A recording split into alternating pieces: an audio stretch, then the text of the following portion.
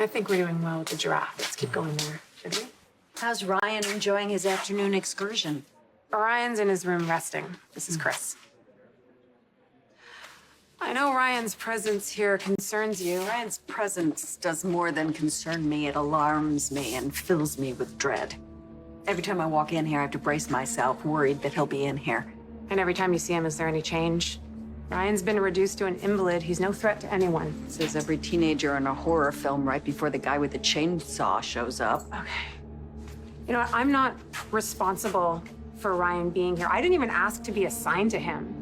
But my job is to care for him, so I'm gonna do that to the best of my ability. But don't mistake that for liking him or defending him, because I don't.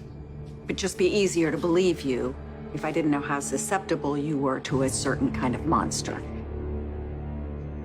I'm not asking you to forget or forgive my involvement with Shiloh or Dawn of Day. Well, considering what he almost did to my daughters, it will never be forgiven or forgotten. And I went to jail for that. I paid my debt to society, just like you're trying to do. It's true. Okay. I'm not in a position to throw stones while I sit here as an inmate. And I admit that you were helpful in giving Nicholas notes on Ryan's correspondence. Well, you want to protect your nephew. I understand that. Is everything all right with your nephew? Is that what's troubling you? You know that and other things. And I know better than to ask what those other things are, so I'm gonna get back to work. That's okay. I have this friend who I think is about to make a terrible mistake. I'm trying to minimize. I mean, I don't need to get into any of the details, but suffice it to say, I can relate to him. Now, he's been trying to do the right thing, but the road to hell is paved, et cetera, et cetera. Is that how you ended up in prison?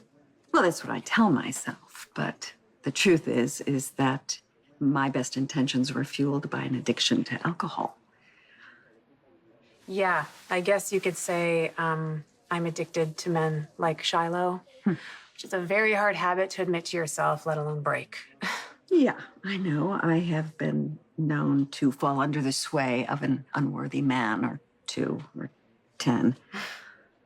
So what advice do you have for your well-meaning friend? The same thing that I failed to do. Stay out of it. You sound like